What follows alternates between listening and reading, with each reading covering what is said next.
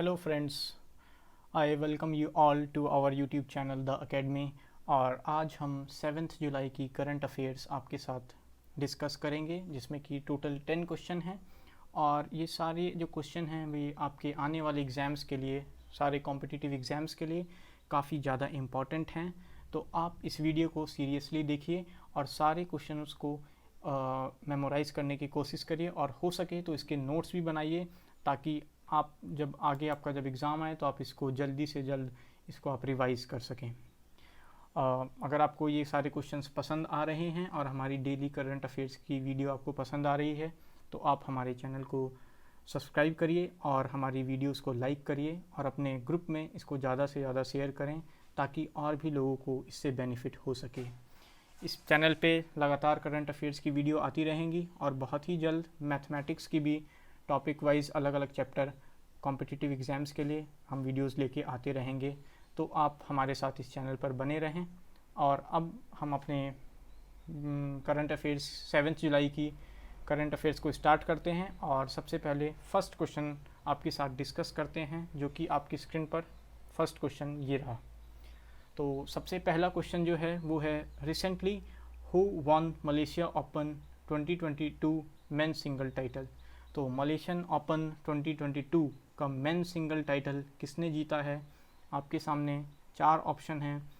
Option A Victor Axelsen, option B Kento Momota, option C Lakshya Sen और option D चाओ तिन चैन। तो ये 4 ऑप्शंस आपके सामने हैं। तो अभी ही हाल में मलेशिया ओपन हुआ था, तो ये इसमें मेन सिंगल्स का टाइटल किसने जीता है? और आपके सामने 4 ऑप्शन हैं। तो जो भी बैडमिंटन लवर हैं या फिर जो भी स्पोर्ट्स फ्रीकी हैं, वो बताइए ज़रूर कि इसमें मेन सिंगल्स का टाइटल किसने जीता है। तो चलिए हम इसका आंसर आपके साथ डिस्कस करते हैं। और इसका करेक्ट आंसर जो है वो option number A Victor Axelsen है, जो कि डेनिश प्लेयर हैं, मतलब जो कि डेनमार्क के प्लेयर हैं।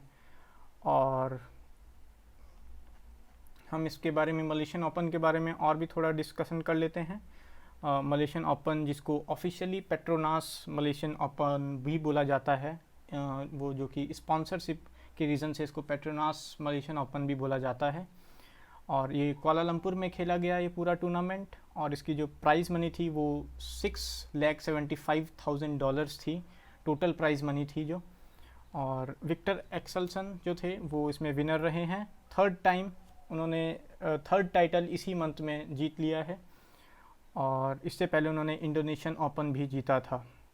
तो मेरा क्वेश्चन आप लोगों से ये है कि मलेशियन ओपन में वुमेन सिंगल का टाइटल किसने जीता है? अगर आपको इसका आंसर पता है तो आप इसको कमेंट सेक्शन में बताइएगा, क्योंकि मेनली जो क्वेश्चन पूछा जाता है वो मेन सिंगल्स और वुमेन सिंगल्स से ज़्यादा पूछा जाता है। और ऐसे टाइटल्स जो मलेशियन ओपन या फिर इंडियन ओपन जो भी रहते हैं, ये करंट अफेयर्स में ज़रूर आपको दिखते हैं। तो आप इसको ज़रूर बताइएगा। ये टूर्नामेंट 28 जून से 3 जुलाई तक खेला गया। और इसकी मैंने प्राइज़ मनी आपको बता ही दी। और ये कहाँ पर वेन्यू जो था इसका, वो मलेशिया के कुआलालंपुर में इसको खेला गया।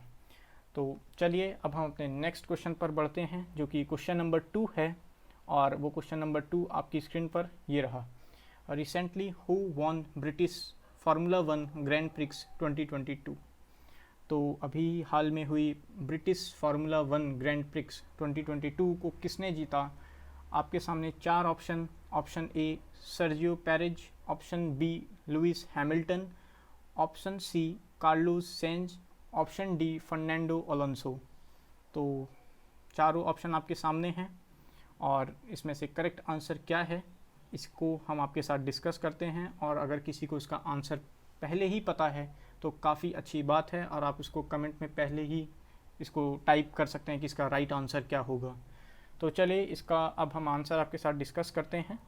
तो इसका आंसर, करेक्ट आंसर है option number C Carlos Sainz. तो जो ब्रिटिश फार्मूला 1 ग्रैंड प्रिक्स जिसने जीती है वो है कार्लोस सेंज। और ये जो प्लेयर हैं ये इन्होंने स्पेनिश प्लेयर हैं, ये स्पेन से बिलोंग करते हैं जिन्होंने फार्मूला 1 जीती है। तो ब्रिटिश ग्रैंड प्रिक्स में आप टॉप 3 अगर आपसे कोई पूछे, क्योंकि टॉप 3 ज़्यादा पूछा जाता है, तो मैं आप लोग को बता देता हूँ।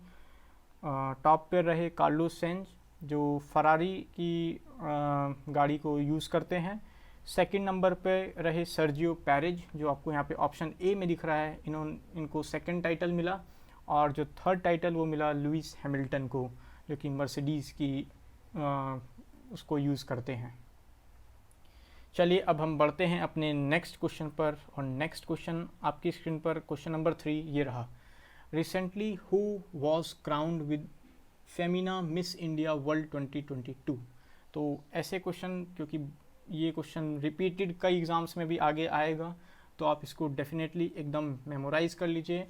ये क्वेश्चन आपको आगे आने वाले सभी एग्ज़ाम्स के करंट अफेयर्स में ज़रूर दिखेगा, जीएस के पोर्शन में, तो इसका आंसर आपको याद होना चाहिए। तो फिर मैं फिर से एक बार क्वेश्चन को रिपीट कर देता हूँ। Recently who was crowned with Femina Miss India World 2022। तो 4 ऑप्शन आपके सामने। Option A Sinata Chauhan option A है। ऑप्शन बी है रूबल शेखावत। ऑप्शन सी है सिनी सेठी। और option D none of these.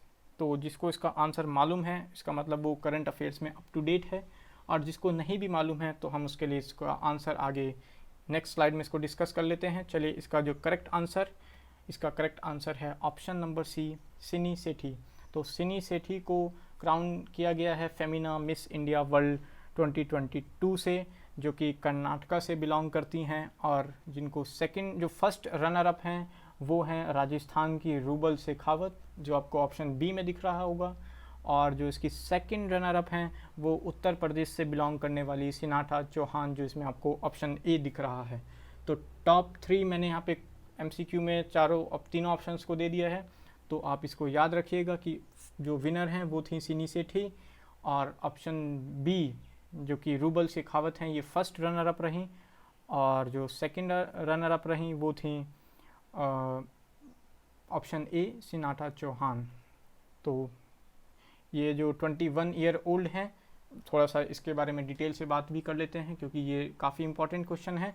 तो सिनी सेठी जो हैं वो 21 ईयर ओल्ड, ये मुंबई में बॉर्न हुई, और इनके पास बैचलर डिग्री है इन अकाउंटिंग एंड फाइनेंस, और ये आगे अपना एक प्रोफेशनल कोर्स जिसको CFA बोला जाता है, चार्टेड फाइनेंशियल एनालिस्ट का भी कोर्स परस्यू कर रही हैं, और ये एक भरतनाट्यम डांसर भी हैं। तो चलिए अब हम अपने नेक्स्ट क्वेश्चन की तरफ बढ़ते हैं, जो कि क्वेश्चन नंबर 4 आपकी स्क्रीन पर ये रहा। Who has been elected as speaker of Maharashtra legislative assembly. तो अभी महाराष्ट्र की पॉलिटिक्स में आपने देखा कैसे उथल पुथल रही, और अब वहाँ पे जो वहाँ के newly chief minister Eknath Shinde जो बने हैं, तो अब वहाँ की जो असेंबली है वहाँ के नए स्पीकर किसको इलेक्ट किया गया है ये आपको बताना है। और इस क्वेश्चन में एक और इम्पॉर्टेंट बात है जो मैं आपके साथ अभी इसके आंसर के साथ डिस्कस करूँगा। तो इसके 4 ऑप्शंस हैं आपके सामने। Option A Ajit Pawar, option B Devendra Fadnavis, option C Rahul Narwekar, और option D none of these. तो इसका करेक्ट आंसर जिसको भी मालूम है वो ज़रूर इसको बताइए कि इसका करेक्ट आंसर क्या होगा। तो चलिए हम इसका करेक्ट आंसर आपके साथ डिस्कस कर लेते हैं। इसका करेक्ट आंसर है option number C, Rahul Narwekar. तो Rahul Narwekar has been elected as speaker of Maharashtra legislative assembly, जो कि बीजेपी से MLA हैं, और इनके बारे में राहुल नार्वेकर को 164 वोट्स इनके फेवर में पड़े और 107 वोट्स इनके अगेंस्ट में पड़े। और एक और इम्पॉर्टेंट बात जो मैं आपको स्टार्टिंग में बता रहा था कि मैं आंसर के साथ डिस्कस करूंगा, तो वो यह बात थी कि मिस्टर नार्वेकर जो कि 45 इयर्स ओल्ड हैं, ये यंगेस्ट एवर असेंबली स्पीकर, मतलब कि इंडिया के आज तक के जितने भी स्पीकर रहे हैं उसमें सबसे यंगेस्ट हैं। तो ये क्वेश्चन काफ़ी इंपॉर्टेंट हो जाता है एग्ज़ाम्स के लिए कि इंडिया में जो सबसे यंगेस्ट स्पीकर रहे हैं असेंबली के, लेजिस्लेटिव असेंबली के, वो कौन हैं। तो उसका करेक्ट आंसर राहुल नार्वेकर ही होगा। और जो इनके अगेंस्ट में खड़े हुए थे अपोजिशन के जो कैंडिडेट थे एज ए स्पीकर, वो थे राजन सल्वी, जिनको 107 वोट्स मिले, जो कि शिवसेना की तरफ से थे। तो इतनी डिटेल्स काफ़ी है इस क्वेश्चन के लिए। आपको ये याद रखना है कि ये यंगेस्ट स्पीकर हैं और ये बीजेपी पार्टी से बिलोंग करते हैं और इनका नाम राहुल नार्वेकर है। और ये जो ऑप्शन बी देवेंद्र फडणवीस हैं, ये वहाँ के अभी डिप्टी सीएम बनाए गए हैं महाराष्ट्र के। चलिए बढ़ते हैं नेक्स्ट क्वेश्चन, क्वेश्चन नंबर 5 की तरफ। और क्वेश्चन नंबर 5 आपकी स्क्रीन पर ये रहा, where was the 5th global film tourism conclave inaugurated. तो अभी जो रिसेंटली में 5th global film tourism conclave हुआ है वो कहाँ पे इनाग्रेट किया गया, उसका शुभारंभ कहाँ पर किया गया। आपके सामने 4 options, option A Delhi, option B Mumbai, option C Pune और ऑप्शन डी गोवा। तो जिसको भी ये मालूम है जल्दी से उसका आंसर बताइए कि इसका राइट आंसर क्या होगा, और फिर हम इसका आंसर आपके साथ डिस्कस करते हैं। तो चलिए इसका करेक्ट आंसर डिस्कस करते हैं। इसका करेक्ट आंसर आपकी स्क्रीन पर ऑप्शन नंबर बी, मुंबई में इसको इनाग्रेट किया गया। और इसको इनाग्रेट किया गया यूनियन मिनिस्टर द्वारा, जो कि यूनियन कैबिनेट मिनिस्टर हैं माइनॉरिटी अफेयर्स के, मुख्तार अब्बास नकवी द्वारा किया गया। तो इसके बारे में थोड़ी सी डिटेल में इसकी बात कर ली जाए तो जो कि PhD chamber of commerce and industry ने इसको ऑर्गेनाइज़ किया। किसको ऑर्गेनाइज़ किया? 5th global film tourism conclave को। और इसका जो थीम था, थीम को आप ज़रूर से नोट कर लीजिएगा क्योंकि थीम काफ़ी ज़्यादा इम्पॉर्टेंट होता है मतलब एग्ज़ाम को देखते हुए। तो थीम आपको इसका पता होना चाहिए। इसका थीम था unleashing the power of cinematic tourism. तो इसका थीम मैं एक बार फिर से रिपीट कर दे रहा हूँ, unleashing the power of cinematic tourism. और ये 1 जुलाई 2022 को नोवोटल मुंबई जुहू बीच महाराष्ट्र पर इसको इनाग्रेट किया। और इसमें जो इनाग्रेट जिसके द्वारा किया गया मैंने आपको बताया, मुख्तार अब्बास नकवी जो कि कैबिनेट मिनिस्टर हैं माइनॉरिटी अफेयर्स में। तो इन्होंने बताया कि हमें इंडिया को the most attractive film making destination बनाना है ग्लोबली। और उन्होंने ये भी ऐड किया इसमें कि India has everything that the industry needs to thrive. मतलब हमारी इंडियन की जो फिल्म मेकिंग इंडस्ट्री है उसके पास सब कुछ वो चीज़ है जिससे हम वर्ल्ड में लीड कर सकते हैं। जैसे कि हमारे पास डाइवर्स लैंडस्केप है, रिसोर्सेज हैं और इमेंस पोटेंशियल है। तो इसको आप ज़रूर याद रखिएगा, इसका थीम और कहाँ पे इसको इनाग्रेट किया गया ये याद होना काफ़ी ज़रूरी है। अब हम बढ़ते हैं अपने नेक्स्ट क्वेश्चन पे, क्वेश्चन नंबर 6 जो कि आपकी स्क्रीन पर ये रहा, विच स्टेट टॉप्ड इन स्टार्टअप रैंकिंग 2021 पब्लिश्ड रिसेंटली। तो किस स्टेट ने टॉप किया है स्टार्टअप रैंकिंग 2021 में। तो आपके सामने 4 option, option A Karnataka, option B Gujarat और ऑप्शन सी आपके सामने मेघालय और option D all of these. तो ये स्टार्टअप रैंकिंग्स जितनी भी आती हैं, जो भी गवर्नमेंट ऑफ इंडिया पब्लिश करता है या फिर जितनी भी इंटरनेशनल जो रैंकिंग्स आती हैं, ये एग्ज़ाम्स के लिए काफ़ी इम्पॉर्टेंट होती हैं। तो इन चीज़ों को हम लोग मिस नहीं कर सकते हैं क्योंकि यही जो क्वेश्चंस हैं यही आपको GS में सारे एग्ज़ाम्स में नंबर दिलाएंगे। तो आप इसको ज़रूर याद रखिए और इसको आप रिवाइज़ भी करते चलिए। इस वीडियो को आप एक ऐसा प्लान बना सकते हैं कि आप मंडे से फ्राइडे तक वीडियोस को देखिए या मंडे से सैटरडे और संडे को एक बार सारी वीडियोस को जल्दी से रिवाइज़ कर सकते हैं। तो अब हम इसके आंसर को डिस्कस करते हैं। आंसर आपकी स्क्रीन पर ये रहा, option number D all the above. मतलब ये तीनों ही स्टेट्स जो हैं ये टॉप पर रहे हैं। कर्नाटका, गुजरात और मेघालय ये best performers among Indian states इनको सेलेक्ट किया गया है स्टार्टअप रैंकिंग 2021 द्वारा। और ये जो रैंकिंग जिसने पब्लिश करी है उसका नाम भी काफ़ी इम्पॉर्टेंट हो जाता है। तो मैं आपको इसकी एडिशनल जो डिटेल्स हैं, जैसे कि इसको department of promotion of industry and internal trade मतलब कि DPIIT ने इसको पब्लिश किया। मैं एक बार फिर से रिपीट करता हूँ, department of promotion of industry and internal trade ने इस रैंकिंग को पब्लिश किया है। और इसकी जो रैंकिंग जो ली गई है, मतलब ये जो टाइम पीरियड जिसकी बेसिस पे इसको डिफ़ाइन किया गया है वो था अक्टूबर 2019 से जुलाई 2021 तक। इसको इस टाइम पीरियड के दौरान इन सारे स्टेट्स की मैपिंग करी गई, इनको असेस किया गया इनकी परफॉर्मेंस पे और उसी बेसिस पे इस रैंकिंग को पब्लिश किया गया है। इसमें 2 कैटेगरी के स्टेट थे, जिसमें कि कैटेगरी ए में हमारे कर्नाटका था और गुजरात था और कैटेगरी बी में हमारा मेघालय आया था। तो इसका राइट आंसर है option number D Karnataka, Gujarat, Meghalaya and all the above. तो मतलब इसका right answer option number D all the above. तो चलिए अब नेक्स्ट क्वेश्चन की तरफ बढ़ते हैं। नेक्स्ट क्वेश्चन आपकी स्क्रीन पर ये रहा, which country topped in world gold council report. तो कौन सी कंट्री ने टॉप किया है वर्ल्ड गोल्ड काउंसिल रिपोर्ट। सबसे पहले आप इसके बारे में बताइए कि वर्ल्ड गोल्ड काउंसिल रिपोर्ट क्या चीज़ पब्लिश करती है। तो चलिए इसका राइट आंसर आपके साथ डिस्कस कर लिया जाए। इसका right answer option number C China is the right answer, जिसने टॉप किया है वर्ल्ड गोल्ड काउंसिल रिपोर्ट में। अब इसके बारे में हम आपसे थोड़ी सी डिटेल में थोड़ी इसको डिस्कस कर लेते हैं इस क्वेश्चन को। तो according to the world gold council report, इसमें गोल्ड रिफाइनिंग और रिसाइकलिंग में मतलब कौन सी कंट्री सबसे ज़्यादा गोल्ड की रिफाइनिंग और रिसाइकलिंग करती है, उस बेसिस पर इस रिपोर्ट को पब्लिश किया गया। और उसमें चाइना जो है वो टॉप पर आया है, जिसने सबसे ज़्यादा गोल्ड रिसाइकल किया। और उसका जो अमाउंट है, जो जितना उसने रिसाइकल किया है वो था 168 टन ऑफ गोल्ड इन्होंने रिसाइकल किया और टॉप पोजीशन को इन्होंने होल्ड किया। और सेकंड नंबर पे रहा इटली, जिसने अराउंड 80 टन गोल्ड को रिसाइकल किया। और थर्ड नंबर पे यूनाइटेड स्टेट्स ऑफ अमेरिका, जिसने 78 टन गोल्ड को रिसाइकल किया।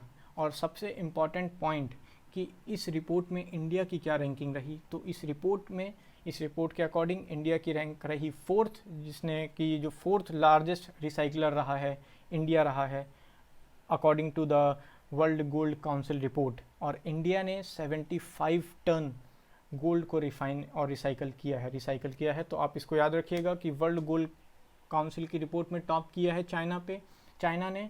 सेकंड नंबर पे हमारा इटली रहा, थर्ड नंबर पे हमारा यूएसए रहा है, और फोर्थ जो कि सबसे इम्पॉर्टेंट है as per the exams perspective, India जो है वो फोर्थ नंबर पे रहा है। तो आप इसमें चाइना और इंडिया की रैंकिंग तो ज़रूर याद रखिएगा। अब हम बढ़ते हैं अपने नेक्स्ट क्वेश्चन की तरफ। नेक्स्ट क्वेश्चन आपकी स्क्रीन पर ये रहा, Indian navy commission the first ALH squadron INAS 3248। तो इंडियन नेवी ने कहाँ पर first ALH advanced light helicopter, ALH की फुल फॉर्म होती है advanced light helicopter squadron INAS 324 को कहाँ पर कमीशन किया है। आपके सामने चार ऑप्शन दिख रहे होंगे, मुंबई ऑप्शन ए है, जो कि ऑप्शन बी गोवा है, ऑप्शन सी चेन्नई है, और ऑप्शन डी विशाखापट्टनम है। तो जिसको भी इसका राइट आंसर मालूम है वो जल्दी से इसको बताइए कि कहाँ पर इसको कमीशन किया गया है। तो चलिए अब इसका आंसर हम आपके साथ डिस्कस कर लेते हैं। और इसका करेक्ट आंसर आपकी स्क्रीन पर ये रहा, ऑप्शन नंबर डी विशाखापट्टनम। तो इसको first advanced light helicopter squadron को विशाखापट्टनम में कमीशन किया गया है। तो Indian naval air squadron 324 was commissioned into the Indian Navy in the presence of vice admiral Biswajit Das Gupta. तो वाइस एडमिरल बिस्वजीत दास गुप्ता के प्रेजेंस में इसको कमीशन किया गया, जो कि ऑफिसर कमांडिंग इन चीफ भी हैं ईस्टर्न नेवल कमांड के। और इसको INS देगा, जो कि विशाखापट्टनम में है, वहाँ पर इसको कमीशन किया गया है। तो अब हम अपने नेक्स्ट क्वेश्चन पे क्वेश्चन नंबर 9 की तरफ बढ़ते हैं। और मैं आप लोगों से फिर से रिपीट करूंगा कि आप इस क्वेश्चंस को दोबारा अगेन एंड अगेन रिवाइज करते चलिएगा, ताकि पेपर से पहले आपको ये कंफर्म हो जाए कि आपकी करंट अफेयर्स किसी भी एग्ज़ाम में गलत ना हो। तो आप इसको ज़रूर इसको वीडियो को रिवाइज करिए और इसको याद रखिए, ताकि एग्ज़ाम में आप अच्छे से करंट अफेयर्स को सॉल्व कर पाएँ। चलिए next question number 9, which state topped in ease of doing business ranking 2022। तो किस स्टेट ने टॉप किया है ease of doing business ranking 2022 में। आपके सामने चार option A Kerala, option B Andhra Pradesh, option C Maharashtra and option D none of these. तो इसका राइट आंसर आपके स्क्रीन पर ये रहा, option number B Andhra Pradesh. इसमें आंध्र प्रदेश में H मिस हो गया है, तो आप उसको करेक्ट कर लीजिएगा। ऑप्शन नंबर बी है राइट आंसर आंध्र प्रदेश। अब हम बढ़ते हैं अपने नेक्स्ट क्वेश्चन, जो कि लास्ट क्वेश्चन है, और ये रहा आपके स्क्रीन पर। ये भी बहुत ज़्यादा इंपॉर्टेंट क्वेश्चन है। Mathematician Maryna Viazovska who won prestigious field medal 2022 hails from which country. तो जो मैथमेटिशियन है मारियाना विजवोस्का, जिन्होंने प्रेस्टिजियस फील्ड मेडल जीता है। ये फील्ड मेडल मैथमेटिक्स का नोबेल प्राइज़ माना जाता है, उसके इक्विवेलेंट माना जाता है। तो ये किस कंट्री से बिलोंग करती हैं? आपके सामने 4 ऑप्शंस हैं। Option number A Russia, option number B Ukraine, option number C Iran and option number D Azerbaijan. तो ये जो इम्पॉर्टेंट प्राइज़ होते हैं, मेडल होते हैं, ये काफ़ी इंपॉर्टेंट होते हैं। और ऐसे क्वेश्चन आई होप, जब मैं भी अपने एग्ज़ाम्स दिया करता था तो बार बार रिपीटेडली ऐसे क्वेश्चन पूछे जाते थे। नोबेल प्राइज़ हो, चाहे ऑस्कर अवार्ड हो, चाहे फील्ड मेडल हो, या फिर पुलिट्जर प्राइज़ हो, इंटरनेशनल मैन बुकर प्राइज़ हो, ये सारे जो प्राइजेज़ हैं ये काफ़ी ज़्यादा एग्ज़ाम्स में पूछते हैं। इंडिया के जो भी एग्ज़ाम सेटर होते हैं उनके लिए ये क्वेश्चंस काफ़ी पसंदीदा होते हैं। तो आपको इन क्वेश्चनों को मिस तो बिल्कुल भी नहीं करना है, और काफ़ी आसान क्वेश्चंस भी होते हैं ये। तो अब इसका हम राइट आंसर आपके साथ डिस्कस कर लेते हैं। इसका राइट आंसर है ऑप्शन नंबर बी यूक्रेन। तो यूक्रेन की मारियाना विजवोस्का हैं, जिन्होंने प्रेस्टिजियस फील्ड मेडल प्राइज़ जीता है। और अभी हाल में जो रसिया और यूक्रेन के बीच वॉर चल रहा है, तो उसको मद्देनज़र देखते हुए ये एग्ज़ाम में और भी ज़्यादा इम्पॉर्टेंट हो जाएगा, क्योंकि इन्होंने यूक्रेन में जिस पे रसिया ने अटैक किया, वहाँ से होते हुए भी इन्होंने काफ़ी स्ट्रगल करते हुए भी इन्होंने वहाँ पे ये प्राइज़ जीता है। और इसके बारे में थोड़ा सा और डिटेल में हम बात कर लेते हैं। तो जो इन्हें फील्ड मेडल मिला है वो उनके वर्क के लिए मिला है, जो कि स्फीयर पैकिंग प्रॉब्लम को सॉल्व करने के लिए इनको दिया गया है ये प्राइज़। और जो फील्ड मेडल है ये इंटरनेशनल मैथमेटिकल यूनियन देता है। 4 मैथमेटिशियन को दिया गया इस बार। और ये जो फील्ड मेडल है ये हर 4 साल में एक बार दिया जाता है। और एक इसकी इम्पॉर्टेंट एक कंडीशन भी ये है कि जिसको भी ये प्राइज़ मिलेगा उसकी एज 40 ईयर्स से कम होनी चाहिए। जो ये इसका जो एक स्टैंडर्ड रखा गया है उसमें ये है कि 40 ईयर्स से कम का जिसको भी ये मेडल दिया जा रहा है वो 40 ईयर्स से कम एज का होना चाहिए। और ऐसा इसलिए किया गया है ताकि जिसको भी ये प्राइज़ मिले वो आगे भी अपना अच्छा काम करता रहे। और एक और एडिशनल इसमें डिटेल देना था कि अगर एक आदमी को एक बार ये फील्ड मेडल मिल गया तो उसको दोबारा ये फील्ड मेडल नहीं दिया जाता है। तो इस बार 4 लोगों को मिला है और ये सेकंड वुमेन हैं जिनको फील्ड मेडल दिया गया है। और मैं आपसे एक क्वेश्चन पूछता हूँ यहाँ पे कि जो बाकी के 3 लोग हैं जो कि अलग अलग कंट्रीज से बिलोंग करते हैं, आपको उनका नाम कमेंट सेक्शन में बताना है। जिनको और जो 3 लोग हैं जिनको ये फील्ड मेडल प्राइज़ दिया गया है, तो आपको नाम बताना होगा कमेंट सेक्शन में, तो आप ज़रूर उसे बताइएगा। और ये जो मारियाना हैं जो कि यूक्रेन से बिलोंग करती हैं, ये कीव में बॉर्न हुई जो कि कैपिटल है यूक्रेन की। और ये प्रोफेसर रही हैं नंबर थ्योरी की एक यूनिवर्सिटी है जो कि स्विट्ज़रलैंड में लॉसेन में यूनिवर्सिटी है, वहाँ पे ये नंबर थ्योरी की प्रोफेसर रही हैं। इनको काफ़ी सारे और भी प्राइज़ मिले हैं इससे पहले, लाइक क्ले रिसर्च अवार्ड मिला था इन्हें 2017 में, और सेटर प्राइज़ और फर्मेट प्राइज़ भी इन्हें 2019 में दिया गया है। तो ये मतलब इससे यह दिखाया जा सकता है कि इन्होंने काफ़ी मेहनत करी है अपने इस फील्ड में। और इनको ये फील्ड मेडल जो दिया गया वो इनकी स्फीयर पैकिंग प्रॉब्लम जो कि 8 डायमेंशंस में कैसे उसको सेट किया जा सकता है, तो उसके लिए इनको ये प्राइज़ दिया गया है। तो ये हमारा लास्ट क्वेश्चन था, क्वेश्चन नंबर 10। और आई होप कि आपको ये वीडियो पसंद आई है। मैं आपसे फिर से रिक्वेस्ट करता हूँ कि आप इस वीडियो को लाइक करिए और हमारे चैनल को सब्सक्राइब करिए, और इसको ज़्यादा से ज़्यादा हमारे अपने ग्रुप में इसको आप शेयर करिए, ताकि हमारे चैनल की भी रीच ज़्यादा लोगों तक पहुँचे और इससे और भी लोगों का बेनिफिट हो सके। तो हम फिर से आपके साथ जल्दी ही नेक्स्ट करंट अफेयर्स की वीडियो में मिलेंगे। तब तक आप इसको रिवाइज़ करते चलिए, और goodbye, thank you so much.